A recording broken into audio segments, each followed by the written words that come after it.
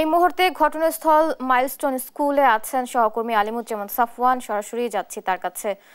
সাফওয়ান, স্কুলে নিখোঁজের কোনো অভিযোগ আছে কিনা এবং সেখানকার সর্বশেষ পরিস্থিতি কি আমাদের জানাবেন? বুবলি, আমি এই মুহূর্তে মাইলস্টোন কলেজের মূল ফটকের সামনে অবস্থান করছি এবং আজকে কিন্তু তৃতীয় দিন এই মর্মান্তিক যে দুর্ঘটনা ঘটেছে বিমান বাহিনীর যুদ্ধ বিমান F7 বিধ্বস্তের পর এখন পর্যন্ত 32 জন নিহতের খবর আমরা পেয়েছি। তবে গত দুদিন আমরা আসলে সংবাদ সংগ্রহ করতে পারলেও ভেতরে প্রবেশ করে আজকে কিন্তু আমাদেরকে ভেতরে প্রবেশ করতে এখনো দেওয়া হয়নি। অর্থাৎ আমরা এখানে বেশ কয়েকটি গণমাধ্যম অপেক্ষা করছি সকাল থেকেই এবং আমাদেরকে এখন পর্যন্ত ভেতরে প্রবেশের যেই অনুমতি তারা দিত সেটি এখনো দেয়নি। এবং সকাল থেকেই যেটি জানাচ্ছিলাম যে গত দুদিনের তুলনায় আজকে আমরা কোনো সামরিক বাহিনীর সদস্যদের আমরা ভেতরে দেখতে পাইনি। অর্থাৎ এখানে যে নিরাপত্তা বেষ্টনী তৈরি করা হয়েছে সেটি করছে আইন শৃঙ্খলা রক্ষাকারী বাহিনী। এবং সকালে আমরা যখন এসেছিলাম তখন অনেকটাই আসলে শুনশান নীরব ক্যাম্পাসই আমরা দেখতে পেয়েছি এবং মাইলস্টোন কলেজের মূল ফটকে কোনো লোকজনের ভিড়ও ছিল না, লোক সমাগম ছিল না।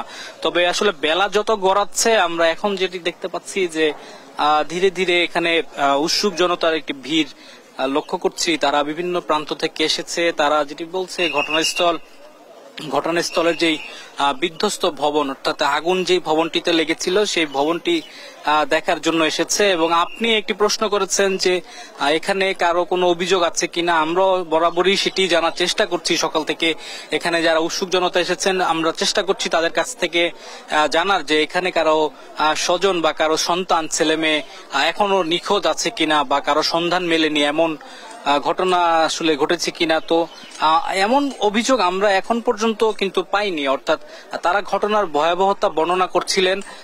মাইলস্টোন কলেজের শিক্ষার্থীও অনেকেই এসেছেন এই ঘটনার স্থলে, যারা দেখা গেছে ওই ঘটনার সময় তারা ছিলেন না, বিভিন্ন কাজে বাইরে ছিলেন, তারাও কিন্তু ছুটে এসেছেন তাদের ক্যাম্পাসে। এবং তাদের কাছ থেকে আমরা জানতে চেয়েছি, তো তারা বলছেন যে তাদের ছোট ভাই বোনদেরকে হারিয়ে তারা এক প্রকার আসলে শোকে স্তব্ধ এবং যেই প্রশ্নগুলো উঠছে সোশ্যাল মিডিয়াতে বা গুজব, সেগুলো কিন্তু তারা সেটি একটি সুরাহা চান। অর্থাৎ তারা একটি নির্দিষ্ট সংখ্যা বা সঠিক যে সংখ্যাটি সেগুলো কিন্তু সরকারের পক্ষ থেকে তারা দাবি করছে জানানোর জন্য।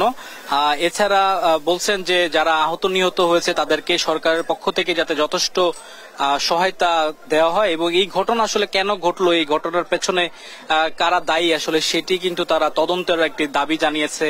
তো ইতিমধ্যেই কিন্তু বিমান বাহিনীর পক্ষ থেকে উচ্চ পর্যায়ে তদন্ত কমিটি গঠন করা হয়েছে। তারাও কিন্তু নিশ্চয়ই কাজ করছেন এই ঘটনার পেছনে যান্ত্রিক ত্রুটির বাহিরে অন্য কোনো কারণ ছিল কিনা সেগুলো কিন্তু তারা খতিয়ে দেখছে। এবং গতকাল দেখেছি আমরা বিমান বাহিনীর সদস্যরা এখানে অবশিষ্ট ধ্বংসাবশেষ যেগুলো ছিল বিধ্বস্ত হওয়া বিমানের সেগুলো তারা সঙ্গে করে নিয়ে গেছেন। তবে এখন পর্যন্ত যেহেতু আমরা ভেতরে প্রবেশ করতে পারিনি, তো ভেতরের অবস্থা আমরা কিন্তু এখন আসলে জানতে পারছি না।